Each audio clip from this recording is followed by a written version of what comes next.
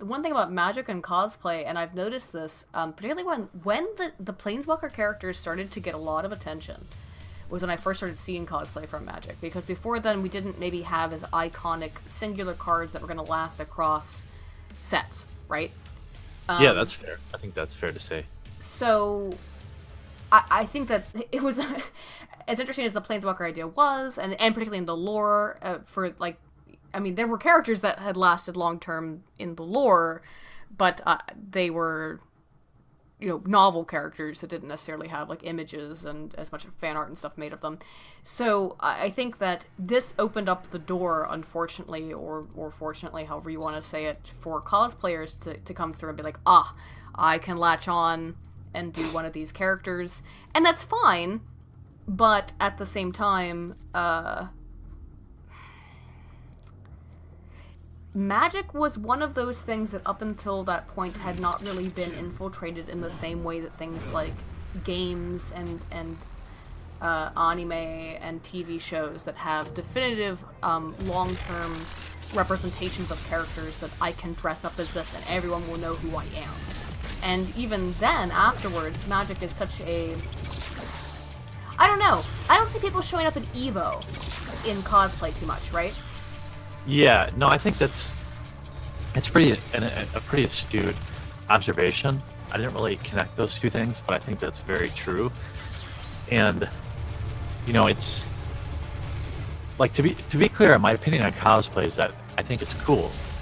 I think it's cool that people do it.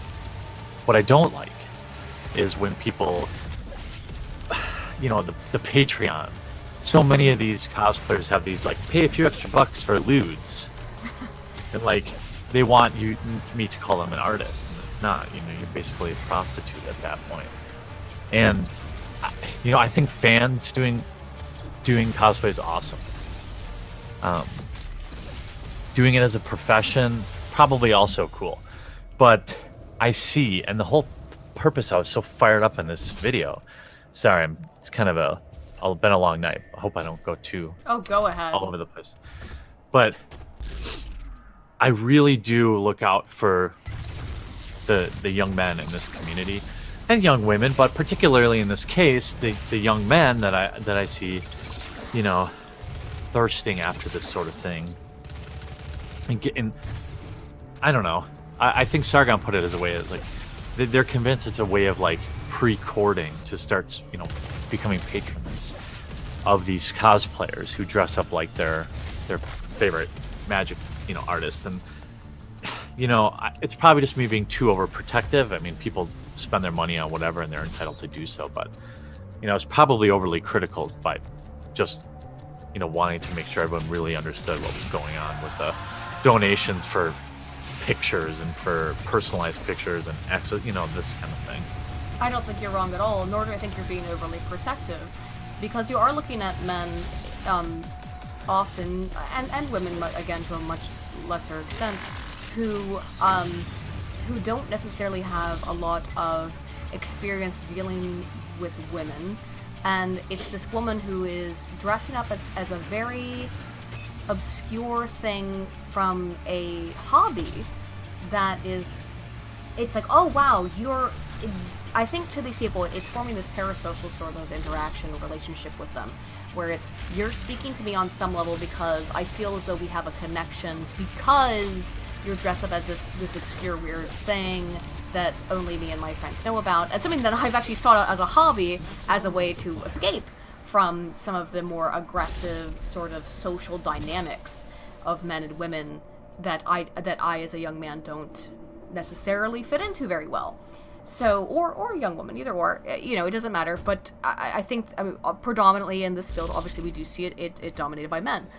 And of course, this is, for me, because I was very socially awkward, I gravitated to things like Magic and other tabletop games and video games in general for similar reasons, although disparate.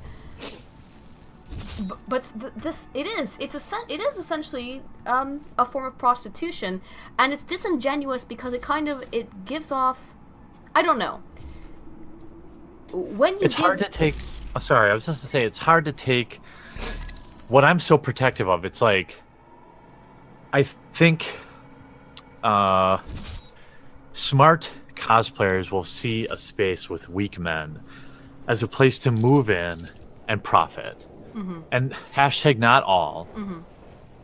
But that's what really makes me angry, is like these women come in and are immediately deities, and it's not long before they have a Patreon, and I'm supposed to believe that, oh, you're just a fan of the game and you've been playing since you were a wee little girl, and this is just, ooh, what a wonderful dream. I've always loved Magic.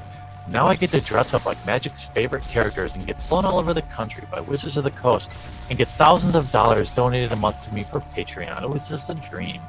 Like, I would have way more respect if like they were more like Tara Babcock and were like, hey, this is who I am, deal with it, versus trying to pretend like they're, just longtime fans being, so blessed to be able to also make money doing it. Right, and it's kind of like weird to me too, because I started cosplaying when I was like a very underage teenager, and I never asked for money doing any of it because I would never have done that. This is not what that's not what cosplay was about. It's totally changed in some ways, in that, again, I wouldn't find it, and one thing that is disconcerting to me is that it's like, oh, you don't believe me? You don't believe that I'm into this thing? It's like, okay, tell me about how the decks you run then. Why don't you talk to me about that kind of shit?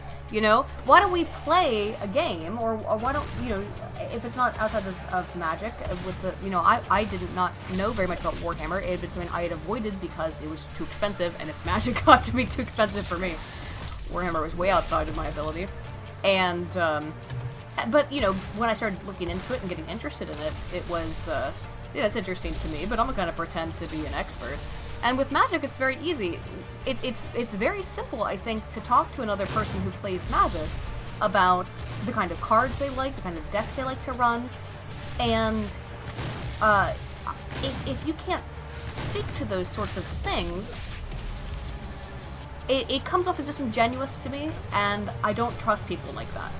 I think that there are legitimate women and men and people who like cosplay and see it as an expression of themselves and being like, I love this thing and I want to bring it to life, because that's what I do. But it also is so rife to be exploitative.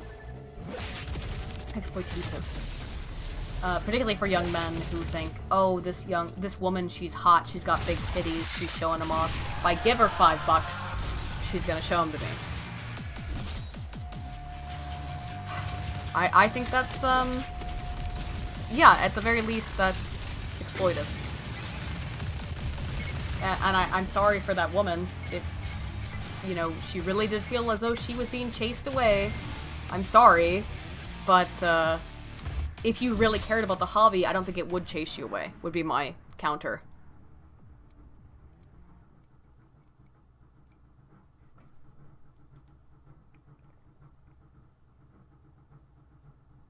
Jeremy, you there? 3, 2. Oh, have I lost connection? Go.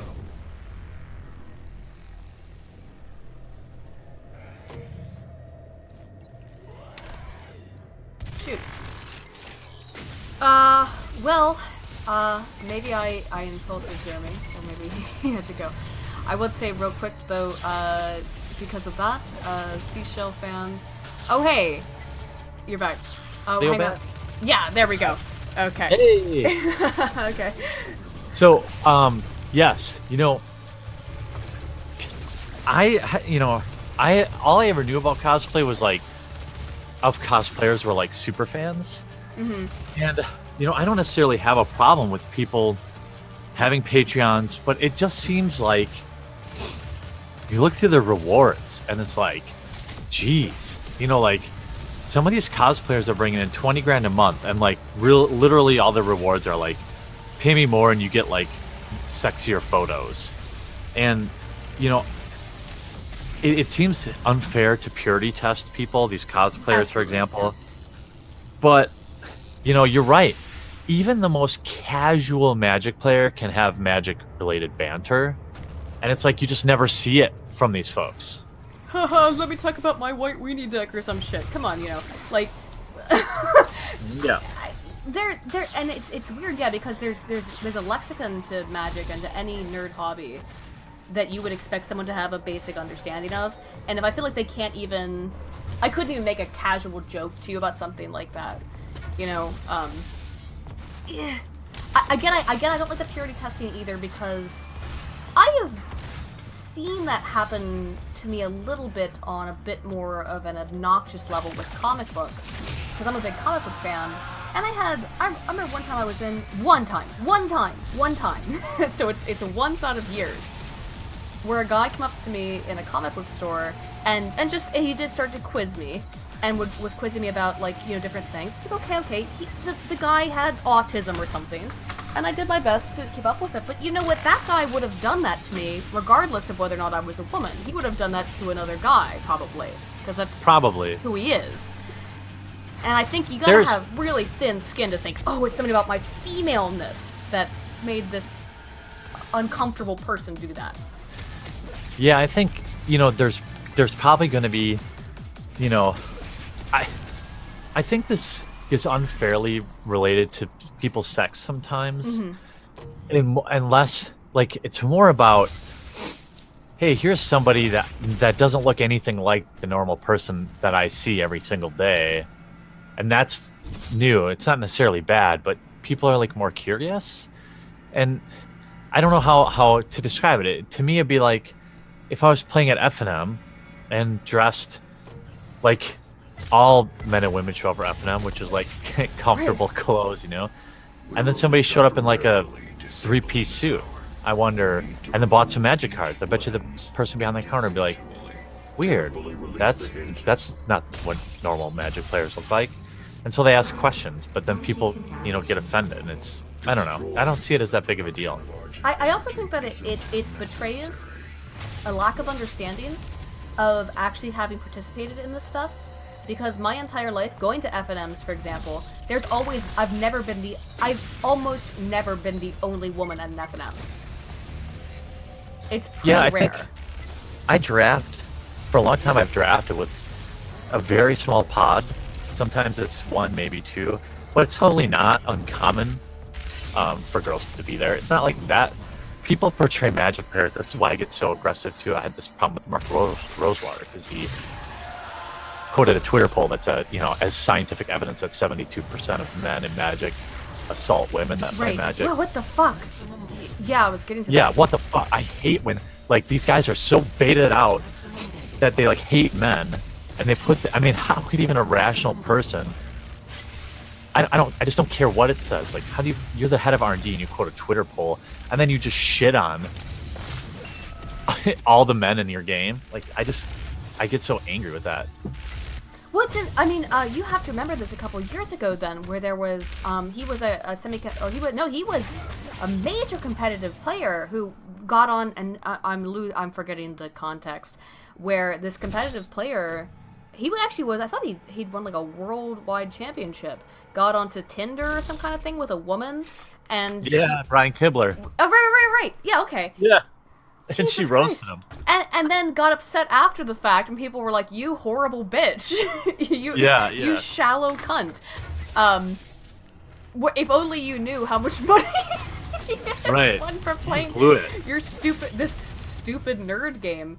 Yeah, unbelievable. And that kind of does show you how this has accelerated and exacerbated as an entire idea in this community, or whatever you want to call it, where that was probably, 5 years ago?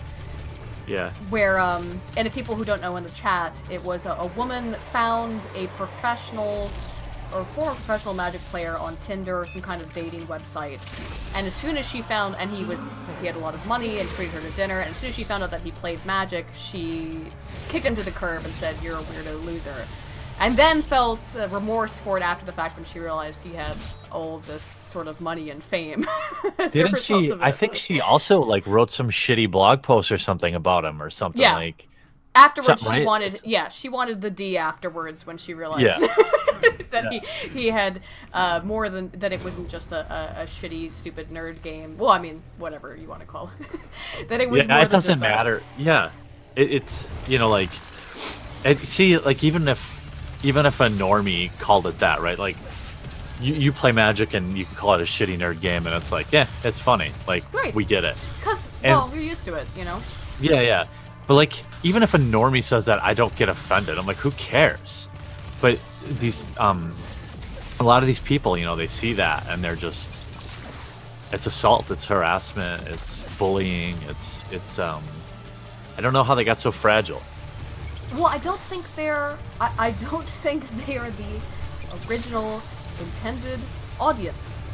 I think these are people who have come into this because they see an opportunity, not because they're interested in the content. Oh yeah, totally like comics too, right? I mean, these people move in.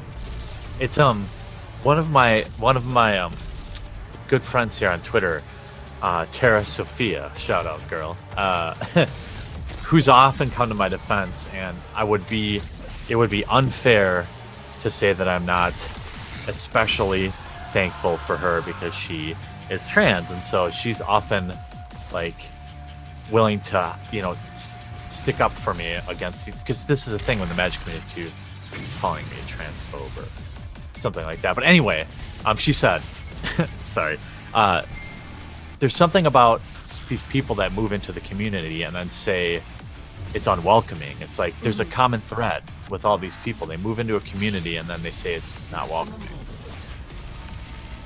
Well, if you're coming into a community of people and you are very aggressive towards them, is it a surprise that they don't want to welcome you with open arms when you're coming in and saying, I just know because of things about you, like your race or your gender or whatever, that you're going to be discriminatory?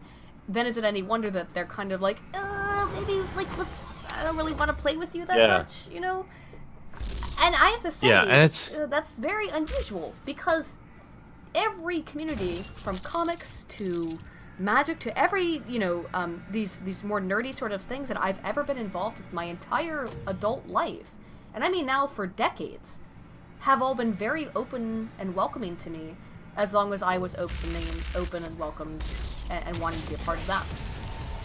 Isn't that? I think that's really, such a. That statement carries a lot more weight than just the words itself, because it's like when you're a part of the fandom, we smell our own. Mm-hmm. Yeah. And, we know, and then when somebody from the outside comes in, you just, I don't know any other way. You sounds mean, but we know. We know. Like, you you're want not. To, you you're want an to outsider. also do that, but you do. Like, there's an element though of the fandom that also says, all you have to do is just display that little bit of, well, tell me about that. Explain it. Show me how to play. And I'd be like, oh my god, sit down. Let me get you a deck. God. Totally Magic players too. Every time I go to like a pre-release and there's new players or returning players, they ask a question. If there's like 8 guys or 8 people at the table, everyone just drops their stuff and they're like, holy crap, yeah, let's talk about it. Yeah, this is how this, like, you're right. If you come in and you're actually interested, the community is so incredibly welcoming. I mean, I've known so many, and like judges even too. Like, I mean, anybody on any level. I've known judges at Magic, and down to just basic, normal like people who only played once or twice, and it doesn't matter the level of Magic that it's at, you're interested in the thing that I like? Oh my god, let me tell you all about it. And it's this incredible overpouring and overflowing of excitement to tell someone else and explain to someone else this thing that you really enjoy and has made you happy, to share it with them. That's so one of the, it's so crazy with Magic how it's still that powerful. Like 12 million, 20 million players, and like I'll be meeting with a client or something, and if I saw like a pack of Magic cards on the desk, I'd be like, holy crap. And like just immediate the conversation immediately just stops being about business and would start being about Magic. Oh, absolutely. Like, again, my friend came to visit me over the last week, and he had never played Magic, and I said, I've got 2 decks. Let me just show you how to... I've got 2 set up that are broken. They're both horribly broken, totally out of standard decks. Yeah. I'll just show you... Let's just fuck around with these things, and I'll show you how basically to play it. And it totally reinvigorated me a little bit to be like, man, maybe we should go to a draft this Friday, you know? Like, that's the kind of thing. It gets you involved in that. And that's the kind of passion that you see in all of these hobbies, that when it comes to people that... Demon presence in critical range. I'm sorry, and again, I don't like the purity testing either, but there's just a certain level where if I see you being... a little tiny thing, like someone being mean to you on the internet, would make you say, I now hate this hobby. To me, that says you never liked it. You didn't like it in the first place. Yeah, because you don't just like Magic the Gathering. You know, like, you love it, just like a lot of hobbies. You know, like, you put all of that aside once you've actually been into a game store and met with people. And you can have a bad game store, but you find another one, or you have, you know, when Sargon was here, just to piggyback on your how getting reinvigorated is, when he was here, we talked about playing Magic, and when we met in between his MythCon speech, and we played like one game, and he hadn't played in like 5 years. You could just see it in his eye. And before, like, I knew it, we met up at like 4. We had to both be back to the hotel by 9. It was like 8:50 something, like 5 minutes before we had to leave, and we were on our like 20th game. And we were playing all sorts of different intro decks or dual decks that I brought, and he was like completely re-enthralled. When you play Magic, it's just like, it is literally like riding. You take years off. I've taken as many as 10 years off in a row, and you come back and it's just like the same old amazing thing. It is. And because it's crazy, because when did I first start playing Magic? Oh, shit. I don't want to think about that. That'll make me feel old. Yeah. But the last time I was playing really seriously was around Zendikar and Eldrazi, was when I was playing really seriously. And then they came out with... Ravnica was my favorite set. They came out with Ravnica. Ooh, gotta get back into that a little bit. Because I'm a big Null fan. But, you know, nice. Me too. Casuals for life. Right. But that, you know, that's the thing though, is that if we can have a conversation, see, like, that's like 3 words that were exchanged there that explained an understanding of this game, right? Right. Don't see that with these people who are saying things like, "Oh no, I'm being targeted by these harassment campaigns," and yeah, you know, I mean, it's like it's also, you know, Magic players kind of have, I mean, I only know you from your videos, but you seem like me to have superior ball busting skills. Thank you. Yeah, that's like something you do, right? You're like, your deck's crap, or you play control. Fucking loser. You know, like... well, control's not necessarily... Hang on. And, like, you know, there's just no way some of these people... I mean, they couldn't handle it. They'd be like, no, you know, they just... You can just tell. Right, because they don't even understand... They don't even have the lexicon, they don't have the vocabulary to understand, like, why... Like, if I was gonna... Okay, I don't know, if I was gonna make fun of... Yeah, if I was gonna make fun of, like, a mono-white flyer deck and be like... Which is a traditional Magic meme, right? Yeah, right. Old school Magic meme of white flyers, you know, 1/1s, whatever. Ha ha ha! Isn't that funny? But like, it is funny though. It is. But I mean, like, that's like an old Magic meme. But they don't even. And I'm not saying you have to be old school to know like an older. Because I don't know, that hasn't necessarily been as much of a meme as it is. It wouldn't be. That's a total casual normie meme, though. Like, right. Kitchen tabletop players still know that meme and know it well. Exactly. That's what I'm saying. So, like, if you can't even get like the most basic, and again, I don't want to be a gatekeeper because that's not fun, but that is not how this hobby actually works. Or any hobby, right? No. Like, Can you imagine going to desperation of wanting to get people into it. Yeah.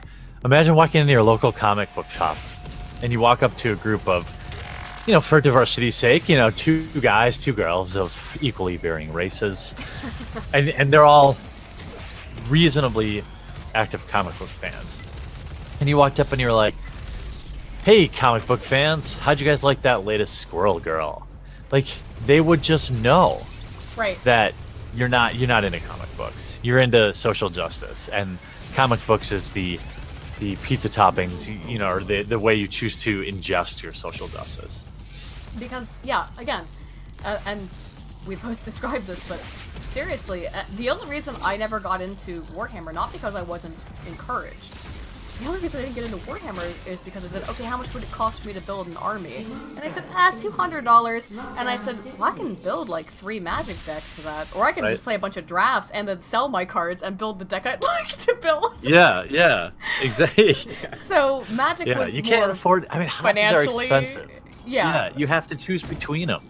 Like, if you can afford to play Warhammer and Magic, you're probably single. I mean, that's not a bad thing, but no. I just mean not cheap. No, they're expensive hobbies, but I was never discouraged, and I remember even back in the day, back maybe 10 years ago now, 2007, 2006, hearing people online hearing women in my social circles saying, I feel like I can't get into comics, I feel like I can't get into Magic, I feel like I can't get into Warhammer because it's a man's thing. And I thought, have you been to a game shop? Have you been to a games workshop? Have you been to a card store? People it's so absurd, they'll fall over themselves trying to teach you how to do it, Yeah, especially with like Warhammer, for example. It's such a good point. Like, or Magic, for example. My Friday night Magic, we had Wednesday night draft, and there were some Wednesdays we wouldn't get 8 people, so the draft wouldn't fire. So everyone would get there at 6 o'clock.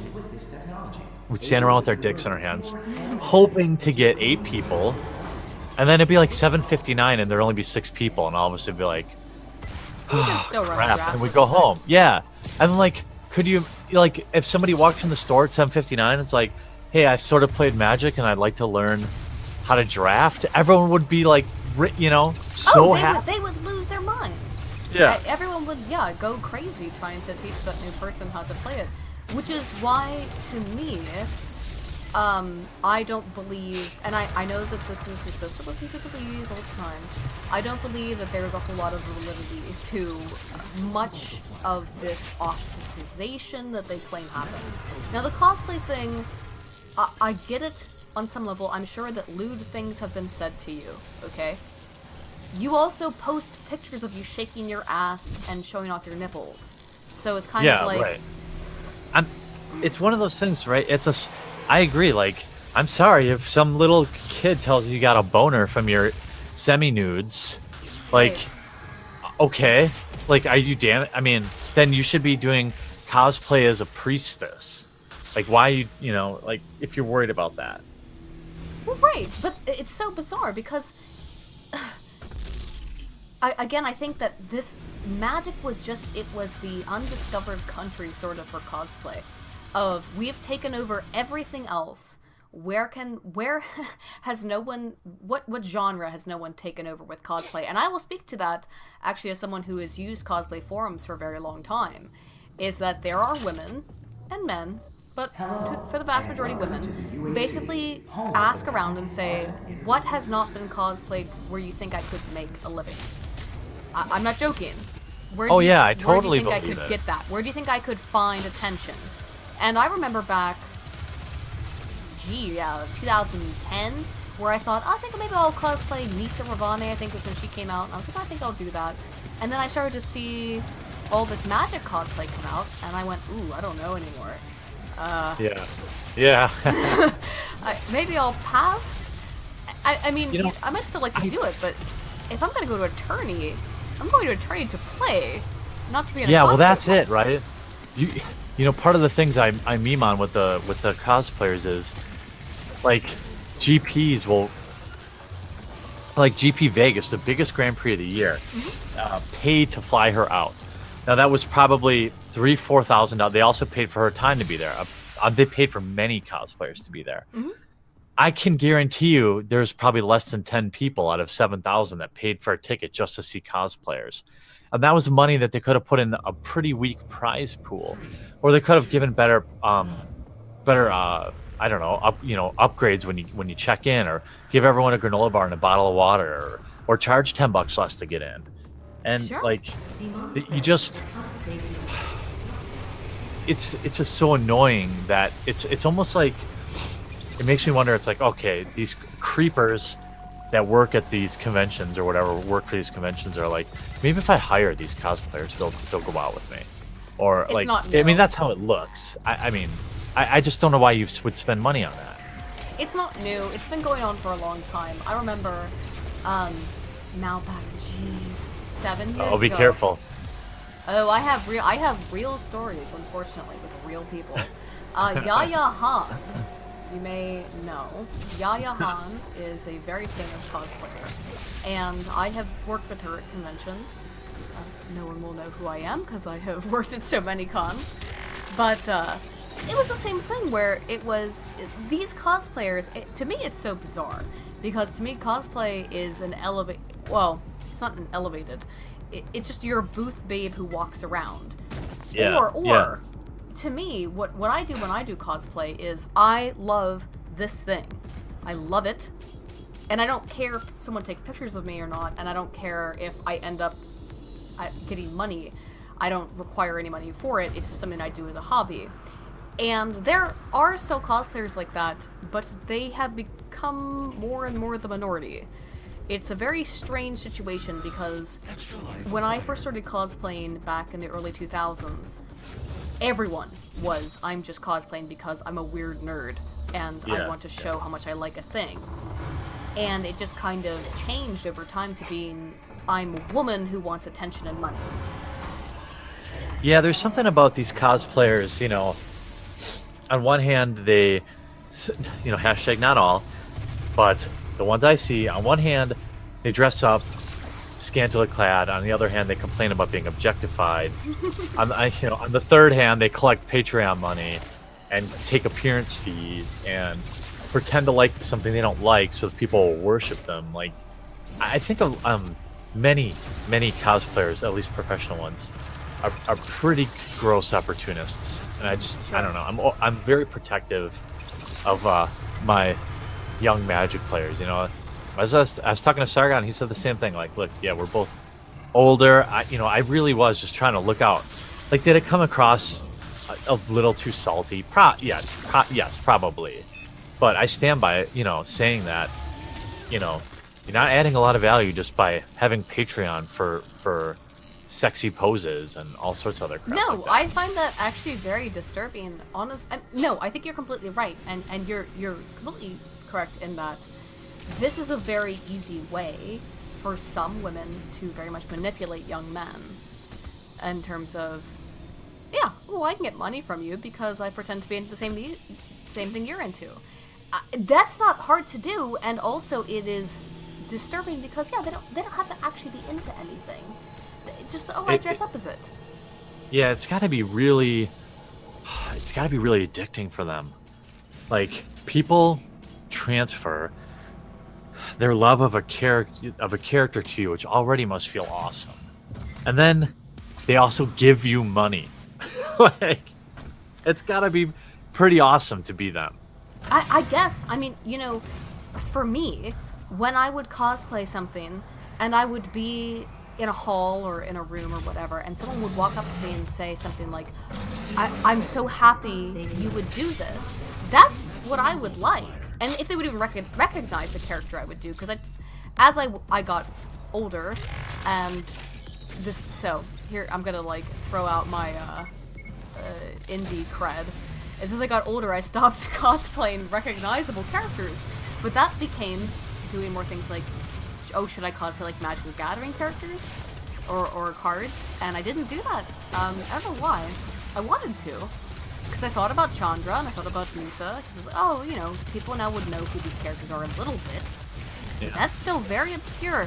And again, what I think it is that I noticed this over time, is that these cosplay competitions, right? They started getting more and more money. They're just the competitions themselves, but the Patreon buckaroos started to come in. That did not exist when I started this hobby. When I started this hobby in 2002, 2003, no such thing existed of cosplay, I mean. And now all of a sudden, it's all this money coming in. It's, for example, the Blizzard big convention, the BlizzCon. $50,000, I believe, is the prize money. Maybe 100,000, something like that, for the cosplay contest. It's an enormous pot, huge amounts of money. Yeah, it's tough because there's a line actually for me. Like, I went to Gen Con this year, and people almost got my. I had a press pass, and this is why I can't ever announce on my YouTube channel when I'm visiting anymore, because people called and said I was like bringing a gun, and they revoked my press pass the day before. But that's you sound like a horrible psychopath, obviously. Yeah. Well, it's because I posted a picture of my legally owned gun on my Instagram, and people sent it to the press department. Luckily, the CEO of Gen Con bailed me out the last second. But anyway, there were tons of people there cosplaying. None of them were getting paid, and the people's reaction was so awesome. Like, I legitimately saw what you described happen hundreds of times in the 3 days. Where like somebody just couldn't believe that somebody cosplays this obscure thing that they were really into, and they were like, "Oh my god, can I take a picture?" Like, I think that's awesome. It's happened and that to me part of countless cosplay I times. like. It is the best feeling. When people ask me, why do you cosplay? I say every time, it's because that's the best feeling in the world, where you make somebody's day because they go, "Oh my god, blank," you know, whoever you are. Yeah, that's gotta be cool. I definitely, like, people misconstrue my opinion on cosplay, but I guess I guess I want my cosplayers to be purists. I don't like commercial cosplayers, I guess I'll say. Well, welcome to why I stopped using CGL, the cosplay board on 4chan. Because basically all of a sudden, overnight, as I viewed it, between like 2006 and 2008, oh god, it had been that long. 2008, maybe 2012. Man, you are old. I'm very old. Thanks! Fuck you! But old school shit was, it basically went in my brain overnight from being like, this is a passion project, to how do I maximize my ability to make money? How do I maximize my ability to become famous? And I was sitting there like, I'm trying to spend $500 to make a costume 3 people will appreciate. Yeah. That's what a hobby's supposed to be. You're supposed to lose a ton of money. Exactly. I'm gonna make this costume. It's gonna make me feel happy, and like 3 other people on the planet will be like, "Oh, that's also very cool." That's what any true hobby is about, including cosplay. It's just that cosplay has the added look at my ass element to it, which obviously attracts a certain type of individual. Yeah, right. I mean, there are creepers, and then there are people that cash in on creepers, and it's almost like I don't feel bad for either one of them, but it's when they like claim to be the victim that I get angry. And I'm like, no. You knew what you were doing. Yeah, and I think with this woman, I looked at her cosplay. I went and looked at it because I didn't know her. I had seen some of it before. I'd seen her Elspeth, yeah. I didn't know she'd done Nisa, which was nice, and she'd done Chandra Nalar as well. Yeah, she's fine. I mean, I think she's decent at it, you know. Yeah, like they're nice costumes. They seem well done, but I don't think you get to act like you're the arbiter of. Well, maybe that's not what she's doing, but to act like oh no, someone was mean to me, so now I'm going to leave the magic community. She's taking her ball and going home. Are you into magic, or are you just into cosplaying magic characters because you're the only one doing it? That's a solid point. That is, that's a sick burn because I think it's entirely that statement. I don't think she could answer without being entirely transparent. It's like if you were really into the Magic community, why would you just leave it? I mean, it's not affected me. Like, she's gonna go move and do something else, right? She'll cosplay. She'll find something even smaller with more betas to control, like currently 40K, and they'll move into 40K. Because for me, yeah, I have to say, I guarantee. Actually, let me look. I will. Oh, the cosplay holders. I'm gonna go into my cosplay folder and see if I have a picture of her Elspeth saved on my good cosplay folder. But I haven't updated this since 2013, so she's probably been doing this then for 5 years. 4 years, maybe? Yeah, I think when she did Elspeth was probably the Theros Elspeth. It was it was the very first. Yeah.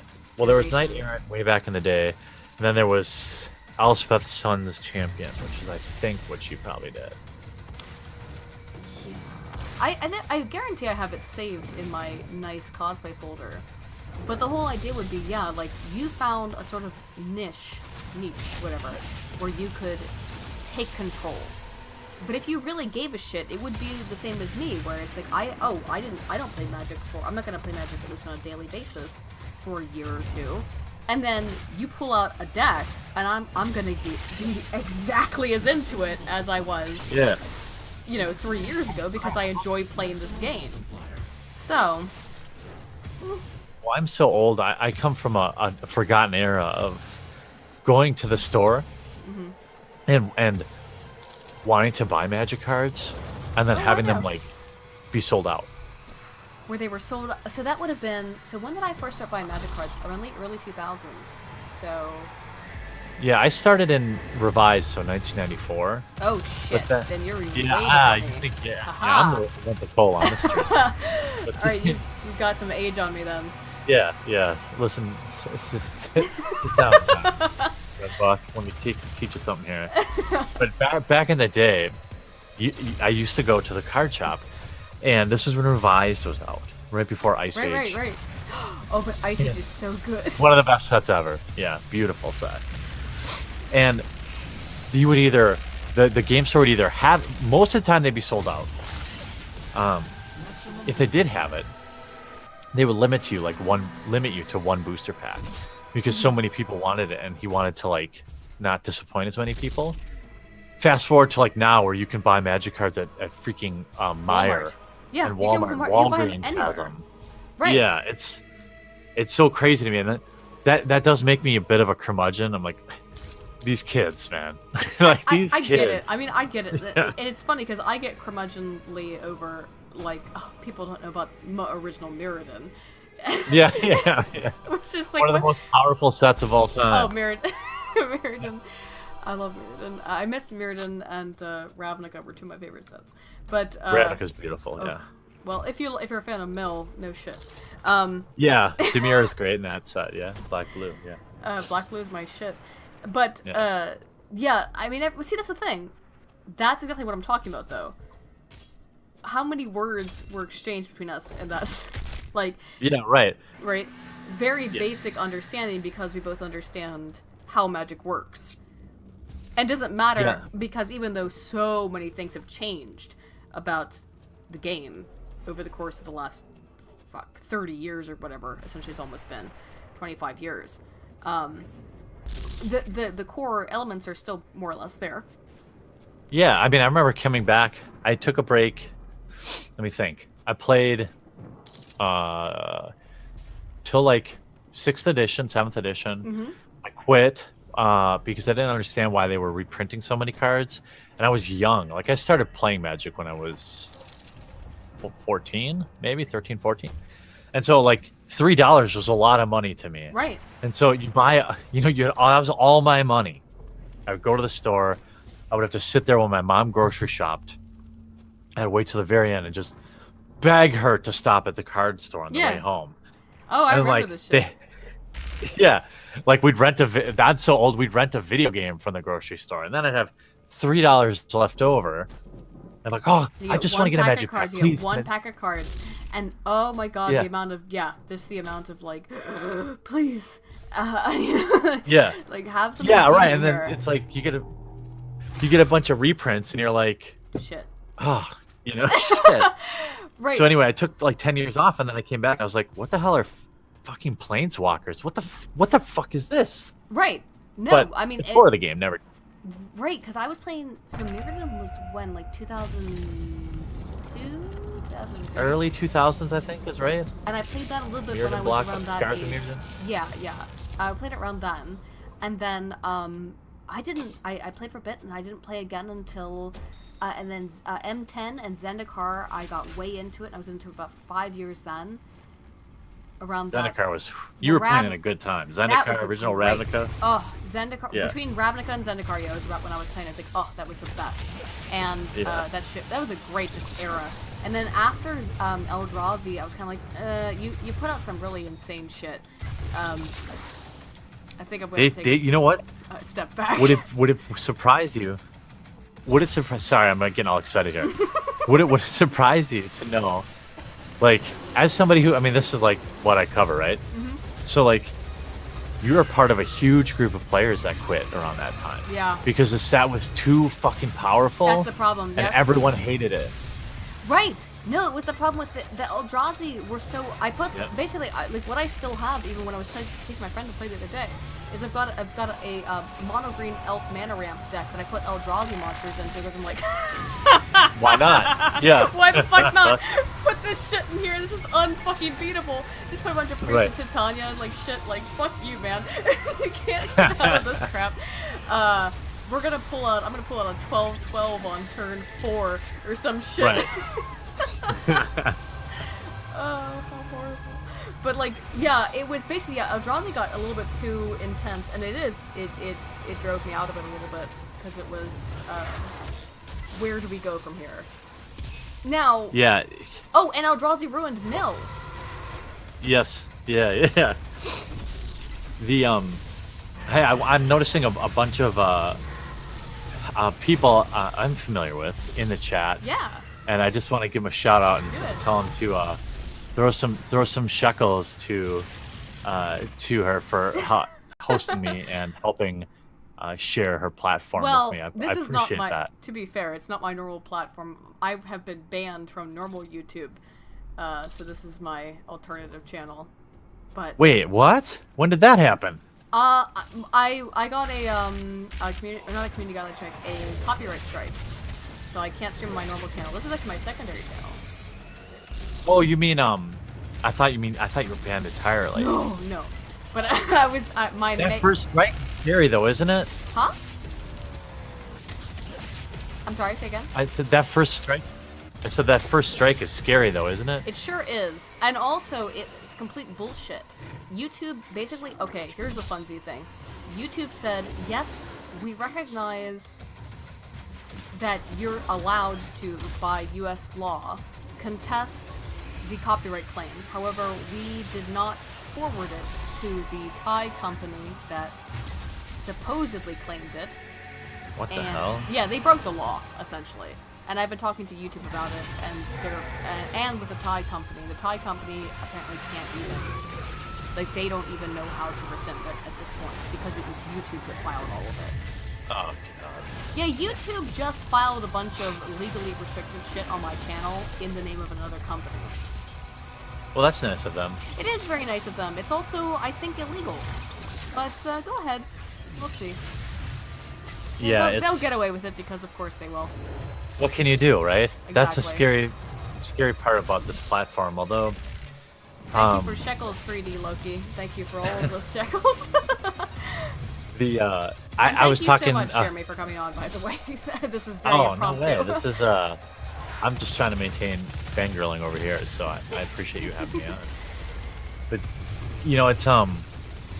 it's really interesting the way this whole YouTube economy works, and how they just keep. So without getting too deep in the whole monetization, copyright stuff, I've always said it was really convenient that they started rolling out more aggressive demonetization around the time that they also rolled out live chat, something they take like fucking 30% of, or something, some Right. absurdly high percentage. And so people have to find more and more interesting, or more and more creative ways to try and continue to use this platform, but also like rely as little as possible on it. It's a Pretty crazy much. dance. Pretty much, because yeah, they've basically made it impossible to make. And this is the interesting thing. They've made it more or less impossible to make money off of YouTube for anybody who's not, I don't know, doing Spider-Man Elsa porn. I know. So I mean, can you imagine? Can you imagine what those two young gentlemen's checks were probably per month on that channel? Holy shit! Sure, like 10, 20 million views every video. They were making hundreds of thousands of dollars. Hundreds of thousands. Yeah. I was running that. I was running some numbers with some other like YouTube friends of mine. I was like, come on. Like they were making, by my estimation, $100,000 a week. Oh my god. Big ass dollar dudes, that's man. they were, I mean, think about too, they were now they've been, you know, that channel, all that stuff's been demonetized, but like, you think like our CPM sad? The opposite end of the spectrum is theirs. They're probably getting $10 to $15 CPMs. Pretty much, because they're family friendly. A quote, family friendly. I mean, like, right. Yeah, it's these channels. It's like the new, you know, every new tablet has a kid's tablet, like the Amazon Fire tablet for kids. Then there's the Kindle for kids, and they use these like kids only apps, and then when they're browsing YouTube, like they can only see this part of YouTube, but that's who people want to run commercials for. Well, because so their videos advertisers are pay a fortune. Right. They're crazy, insane, pseudo-sexual videos are considered advertiser friendly, so that's fine. Alrighty. Yeah, that's so creepy too. I couldn't even. I remember when Ethan and Neela were like memeing on it. I was like, this is weird. You know, and then right. I just don't know how. I don't understand how kids even watch it. Well, it's because some people have this shit set up where it's just like, oh, I don't know what I'm doing. I'm just gonna put my kids in front of the iPad all day and let them fucking go at it. So here you go. Yeah, that's the thing. The babysitter, right? Like that's what they do. Jesus Christ. As horrible as it is there anything else you think we should talk about? Because I had this other video, but I think it'd be hard to go over. No. Yeah, I'll let you do your thing. No. I'm asking because this is the highlight of the fucking stream. And by the way, very nice to talk to you. Because we've not spoken before, and you know, it's always nice to talk to anybody on this, whatever. oh shit! I'm jelly of that Ravnica box, man. Oh, that's my shit. Oh my god, too. Ugh. Yeah, I have these. I have to do these videos later tonight, but one of the boxes I'm opening is Ravnica, and I've got. That's a great set. Something else. So much. My whole thing is Black Blue Mill is my bay. In Return to Ravnica, there was this 1/3/4 flyer. Uh-huh. That had this. What was the ability called? Was it Cipher? I forget what it's called, but when they do damage, they mill. But this like creature, it would be played face down underneath your creature, and then you could like, not only were you milling them, but you could also play their cards, which was pretty hilarious. You know, one of the things that's interesting that I like about mill so much is that I like it because. And control. I'm not so a fan of control as mill. I'll put control elements into a mill deck, but I love the idea of playing super defensively, of just not even having anything. It's just like a. But you're a black player when you play chess, then, huh? You like. Yes. You prefer, yeah. Oh! When I get to pick who goes first, I choose second.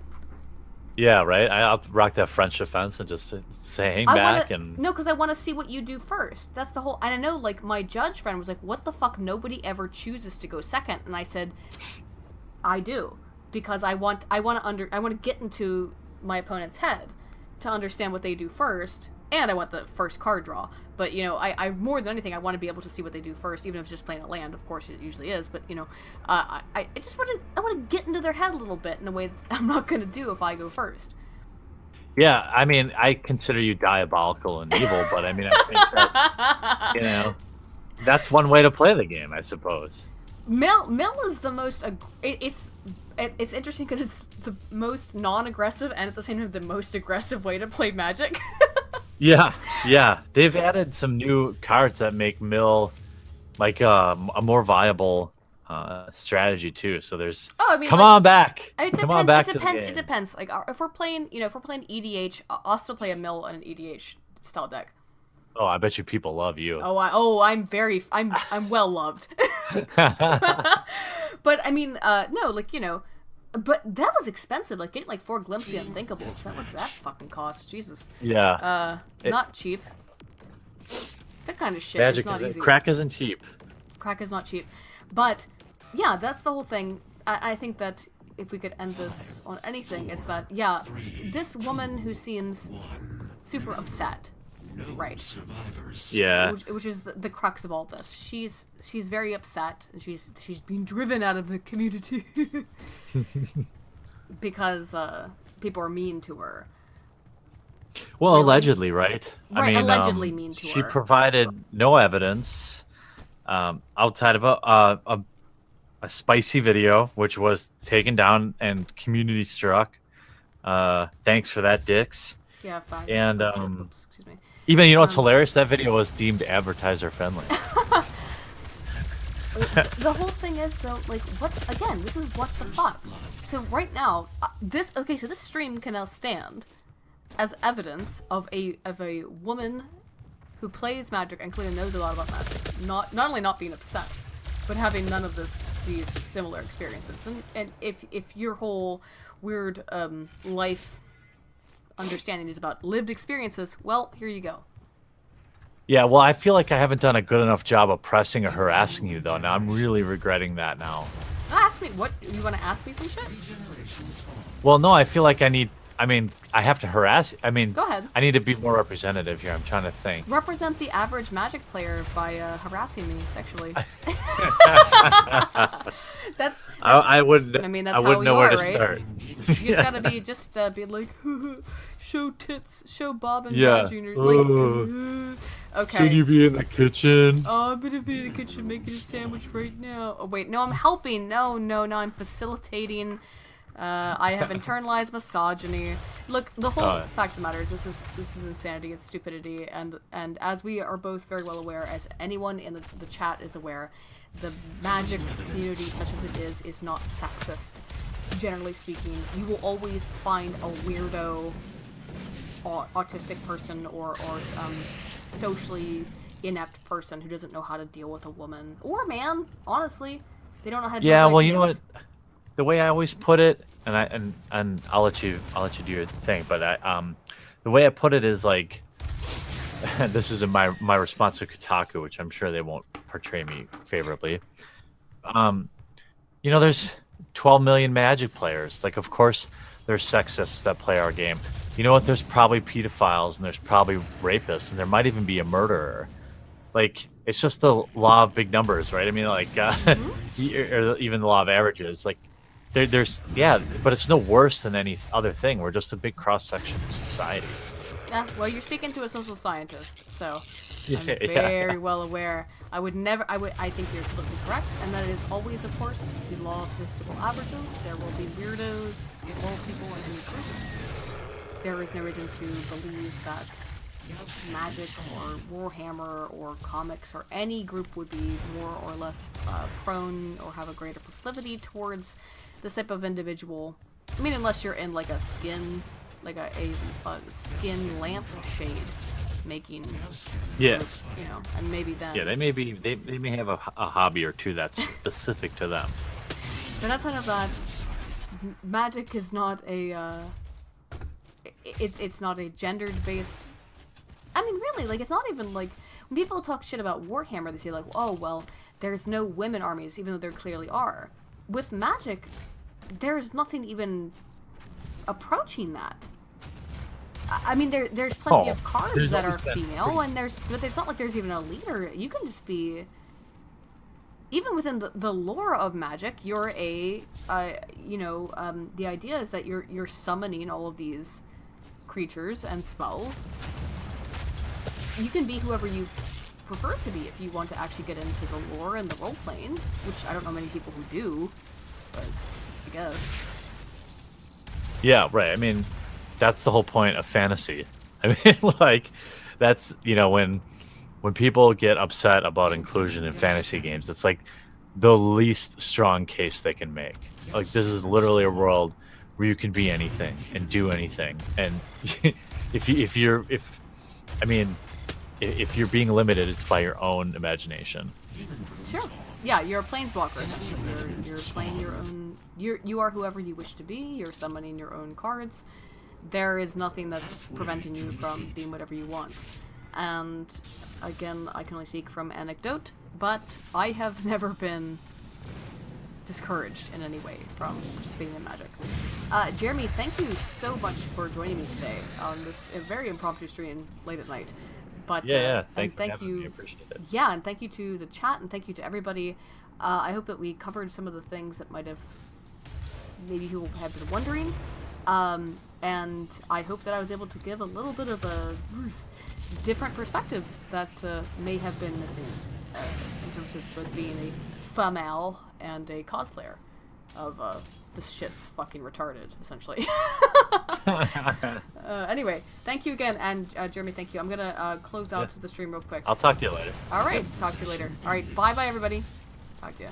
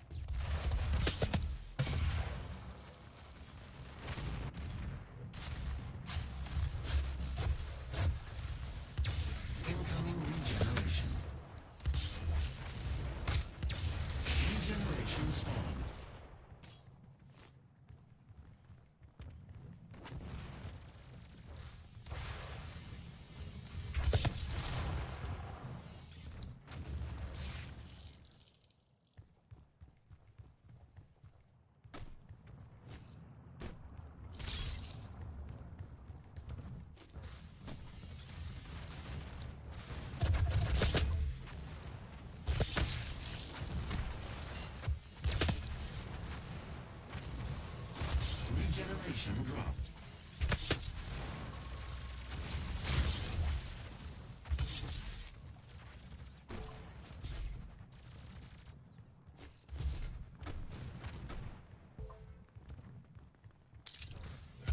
Incoming demon rune.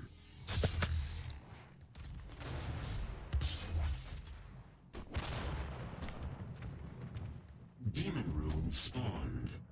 Allied revenant spawned.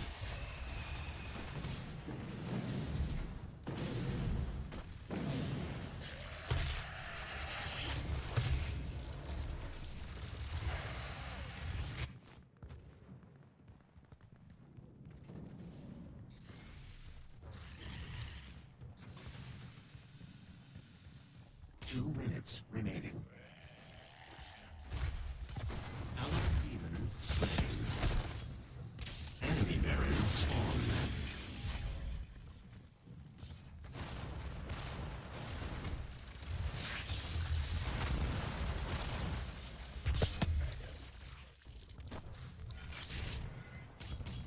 Incoming Gauss cannon. Gauss cannon spawned.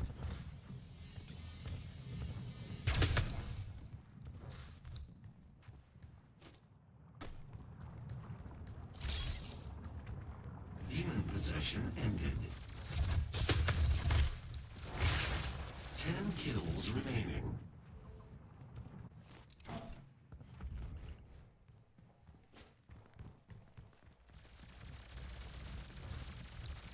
One minute remaining.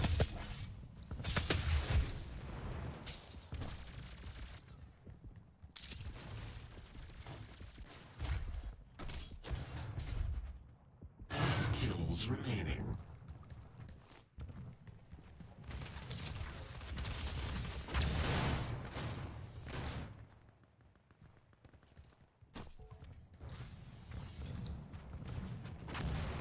30 seconds remaining.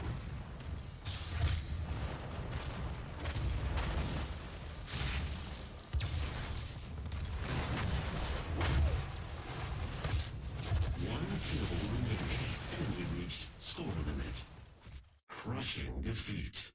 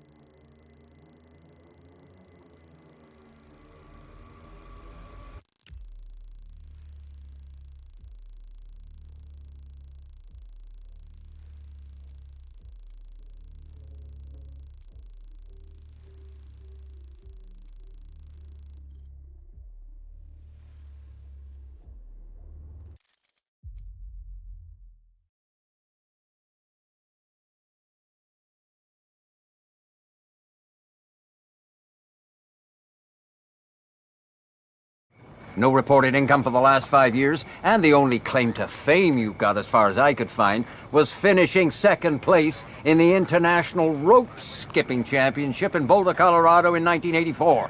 Quite an accomplishment. What was your speciality? Double Dutch? Fuck this guy. T, I can handle this, dog. You done nuts looking bitch! Shit, what the fuck? I know you didn't just step to me, What dog. the hell you doing, man? That skipping shit cut me deep, dog. Suck on this, Blondie! Get him out of here! High panted bitch! I am gonna be watching you. Is that right? Oh, yeah. I'm gonna prove you wrong, big guy. Because I can play this game a lot better than you. Really? Yeah, really. You got something to say? No, it's just admiring your pants, officer. Right.